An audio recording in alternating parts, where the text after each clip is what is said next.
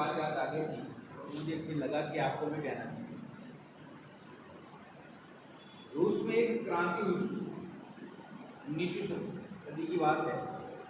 उसमें उनके एक सेनानायक थे कोंद्रेती रूस, वो उनके विद्रोही नेता थे। ऐसे में एक बात यहाँ सामने आती है सुनना कि ज़्यादा बोलना कहीं के बाद बहुत खराब हो जाता है, भयावह हो जाता है। व्यक्ति को कम बोलने की आदत होनी चाहिए, क्योंकि कम बोलने में शब्द सही नब्बे तोले निकलते हैं और शब्द आसानी से अगले श्रोता तक पहुँच पाते हैं और शब्दार्थ को समझ जाते हैं। तो हमें 90 तोले शब्दों का इस्तेमाल करना है। ज़्यादा बोलना हमारे लिए आपके लिए घातक हो जाता है कहीं के बाद।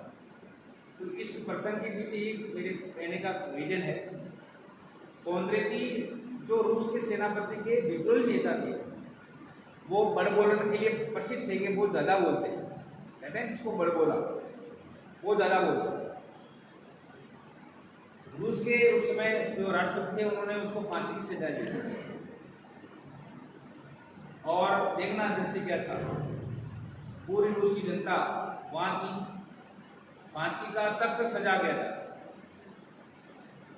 और फांसी पर उस विद्रोही नेता को लटका दिया था। उसके बाद दृश्य क्या होता है, फांसी का फंदा गले में है, ऊपर रस्सी, इधर फांसी वाला जो व्यक्ति है वो तैयार है फांसी देने के लिए, और इधर सामने जो है रूस की जनता खड़ी है उस दृश्य को देख रही है। उस समय सार्वजनिक रूप से फांसी दी जाती थी। जो ही उसने वो गेट खोला और वो लटक गया फंदे पर, लेकिन सौभाग्य से फंदा टूट गया, सौभाग्य से फंदा टूट गया और वो बच गया। और क्योंकि कहा जाता है कि ऐसे करते कभी हो जाए जहाँ फांसी दी जाए और फांसी का फंदा टूट जाए तो उसको इसलिए देर माना जाता है कि भगवान ने तुझे छोड़ दिया तो हम आपको ये सजा माफ करते हैं। मृत्युदंड का वो जो आदेश था उस राजा ने वापस ले लिया।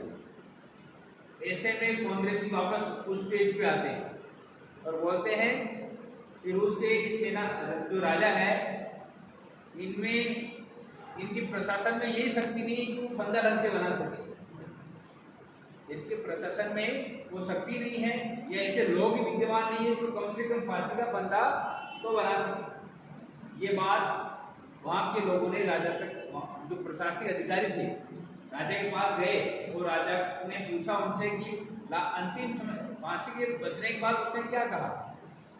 तो महाराज उसने ये बोला कि आपके प्रशासन में ऐसे व्यक्ति विद्यमान नहीं है कि जो इस प्रकार के रस्से तो ढंग से बना सके। जो ही ये बात राजा ने सुनी, राजा ने दोबारा उसको मृत्युदंड का आदेश दे दिया। लेकिन दुर्भाग्य से इस बार वो कोंद्रेती नहीं बचा और फांसी पर लटक गया और मारा गया। इस प्रसंग से हमें बहुत ही गहन शिक्षा मिलती है।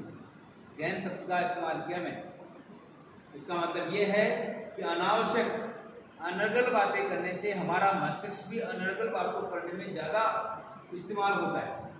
तो हमें बजाय ज़्यादा बात करने के सूक्ष्म अपने कथन का जो उद्देश्य था वो पूरा हो जाए, इतनी बातें करनी चाहिए।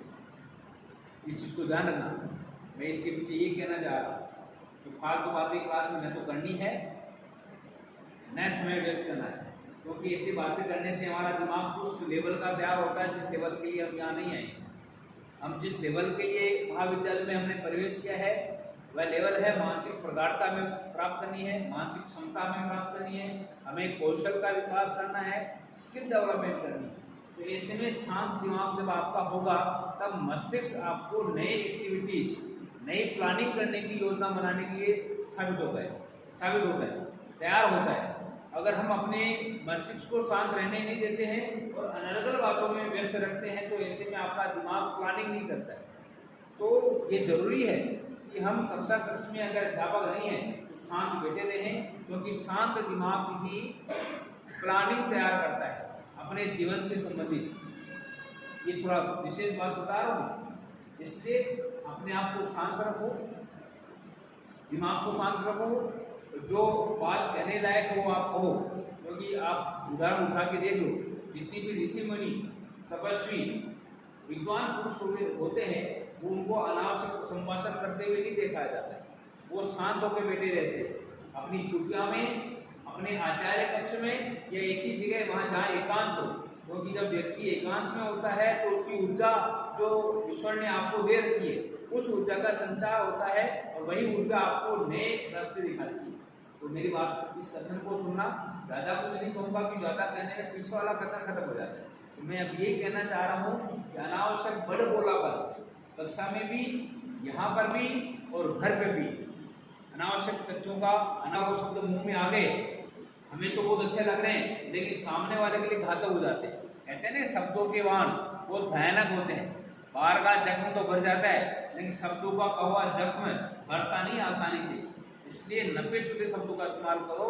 जहाँ जरूरत नहीं हो वहाँ मत बोलो, जहाँ जरूरत है वही अपना वाचन रखें, वही अपने शब्दों के रखें। अपने पेरेंट्स के सामने भी, अपने माता पिता के सामने भी, अपने भाई के सामने भी, अपने गुरुजनों के सामने भी, और विशेष तौर पर अपने मित्रों के साथ भी फालतू बातें नहीं करनी।